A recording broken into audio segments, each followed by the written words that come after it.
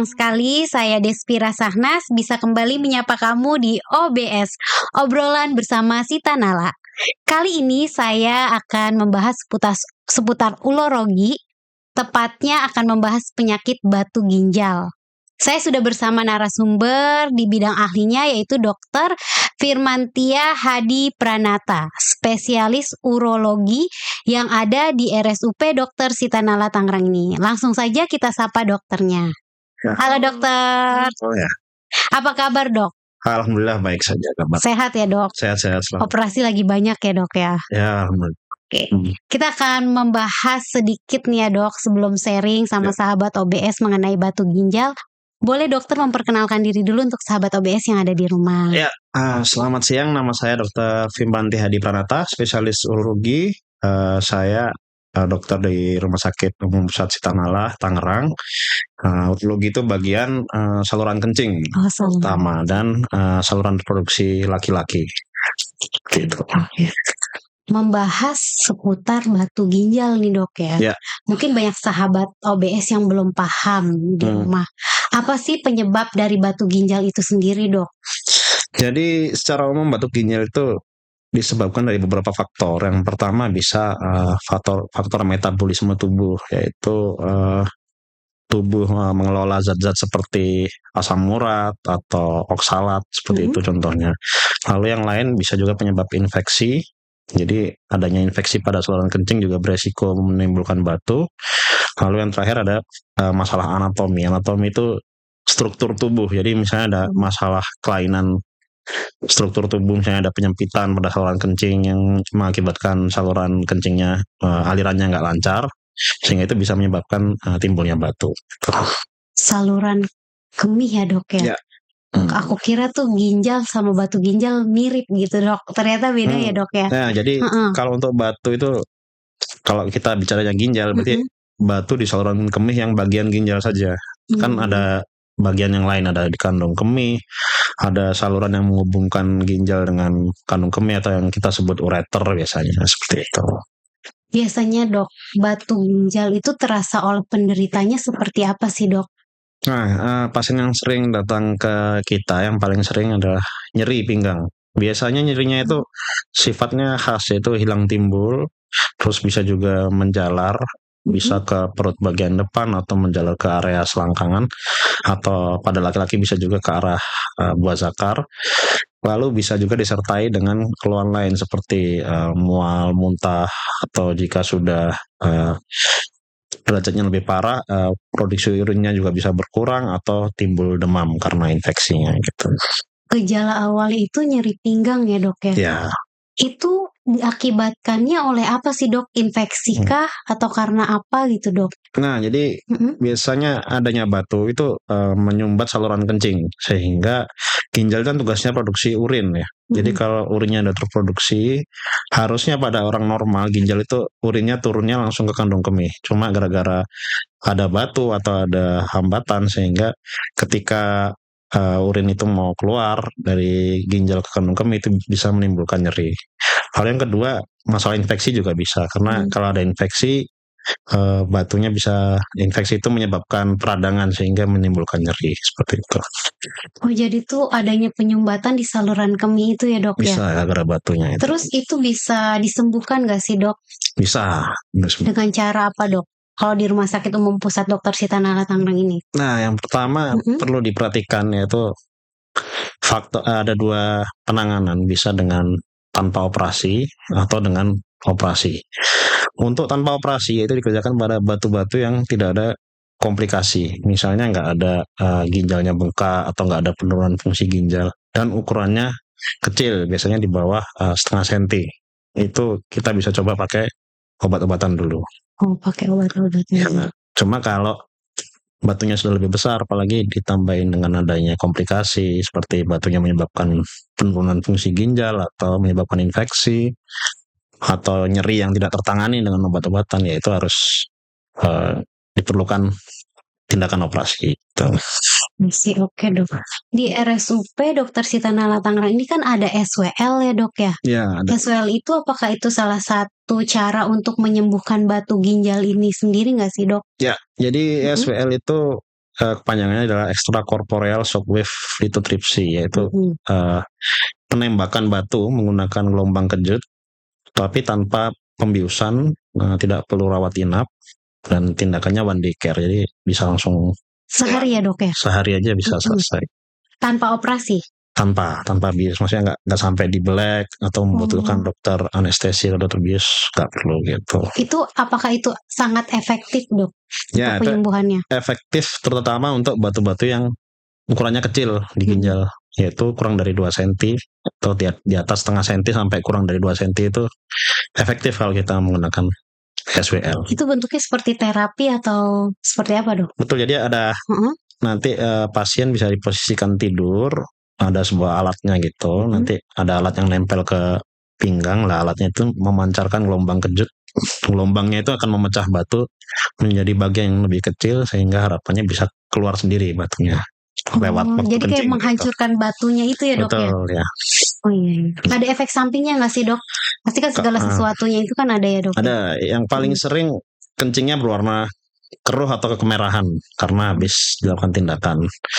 Terus yang kedua, jarang bengkak pada area yang ditembak. Itu jarang sekali sih gitu. Sampai saat ini mungkin jarang pasien gitu. Jarang ya dok ya? Iya. Tadi kan warna kencingnya itu ya urin ya, warnanya kemerahan gitu. Biasanya ada nggak sih pasien yang kaget, dok ini habis melakukan SWL itu urin saya jadi warna merah gitu seperti darah, terus dia kayak panik, ketakutan gitu. Apakah itu normal atau tidak dok? Nah kalau kita sebelum tindakan selalu dijelaskan kemungkinan efek samping yang terjadi. Jadi biasanya pasien sudah nggak kaget karena sudah dibilangin mungkin kencingnya merah atau keruh kan bisa karena batunya pecahnya lembut sekali seperti pasir, jadi bisa bercampur di urin gitu. Jadi ada edukasinya dulu ya dok sebelum melakukan SWL itu ya dok ya. Terus dok, faktor resiko yang meningkatkan kemungkinan seseorang mengembangkan batu ginjal, bagaimana resikonya itu di cara dokter mendiagnosis batu ginjal itu? Apakah ada tes khusus dok di RSUP Dr. Sita Nala ini dalam mendiagnosa pasien? Nah, jadi untuk pertama kita memilih dilakukan pemeriksaan fisik terlebih dahulu yang jelas. Jadi dari pertanyaannya, misalnya keluhannya, kita bisa kira-kira arahnya ke batu ginjal apa enggak. Terus yang kedua pemeriksaan fisik, itu bisa juga dicurigai ada batu apa enggak. Lalu kita butuh juga pemeriksaan penunjang.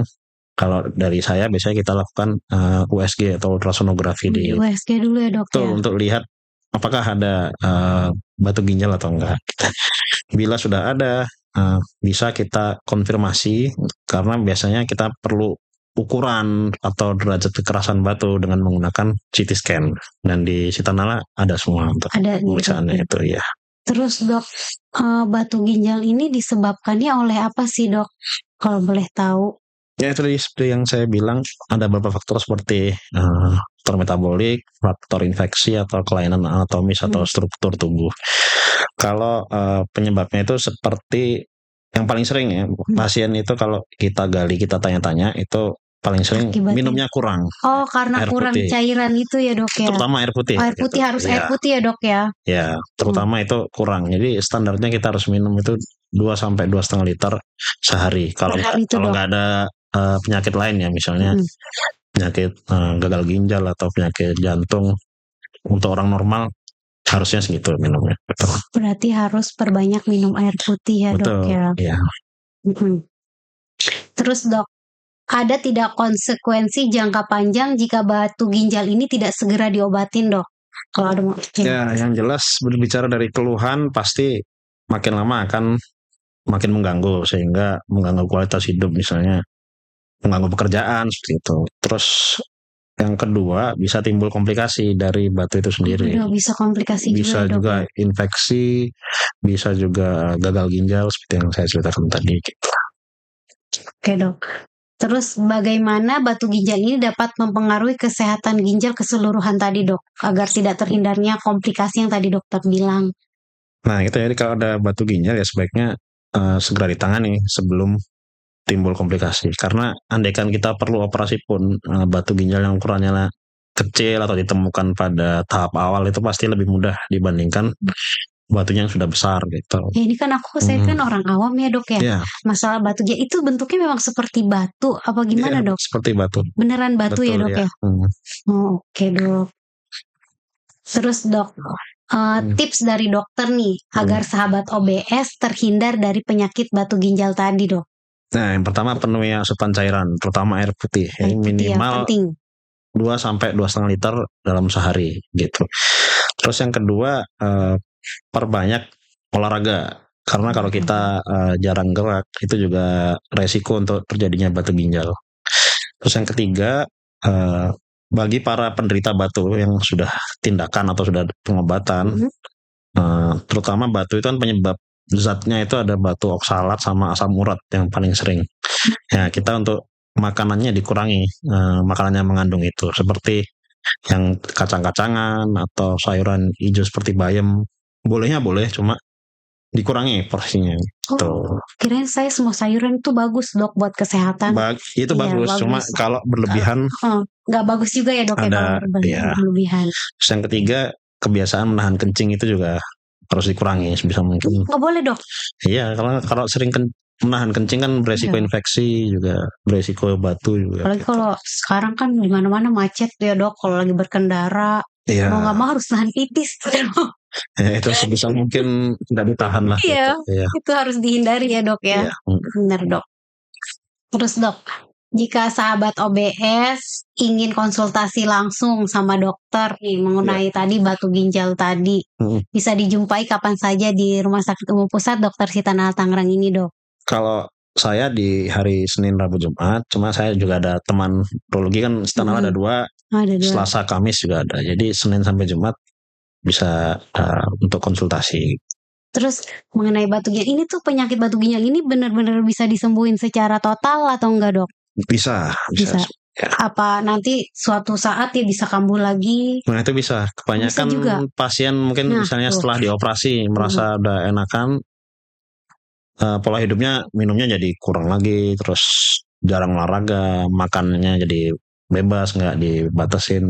Nah itu bisa muncul lagi, bahkan dalam hitungan kurang dari setahun juga ada yang muncul lagi ya, karena ya itu tadi gaya hidupnya nggak diatur lah. Oke, dari penyakit batu ginjal ini ada nggak makanan atau minuman yang benar-benar harus dihindari dok? Kalau harus dihindari sih nggak, cuma konsumsinya dikurangi apa? Ya yang secukupnya gitu. Soalnya kita misalnya contoh sayuran warna hijau tadi, kalau kita nggak makan sama sekali juga bahaya. Kan banyak zat yang bagus juga, ada zat besi seperti itu. Jadi tetap butuh, cuma porsinya harus cukup dan mungkin divariasi gitu. Oke dokter, terima kasih ya dok sudah mau mampir di OBS dan sudah memberikan sedikit pemahaman untuk sahabat OBS yang ada di rumah, dan dokter sudah meluangkan waktu di tengah kesibukan operasi yang begitu padat ya dok ya. Kasih ya dok ya. Oke, itu dia tadi sedikit pembahasan mengenai penyakit batu ginjal. Semoga para sahabat OBS di rumah bisa lebih memulai pola hidup sehat agar bisa terhindar dari penyakit ini. Jika sahabat OBS memiliki gejala seperti yang tadi dokter jelaskan, bisa langsung datang dan berobat di Rumah Sakit Umum Pusat Dr. Sita Nala Tangerang. Terima kasih, sampai jumpa di episode selanjutnya. Jangan lupa untuk terus mendukung podcast ini dengan cara komen, like, share, and subscribe di channel YouTube kami di bawah sini. Sampai jumpa di episode selanjutnya. Sita Nala melesat menuju Indonesia Emas 2045.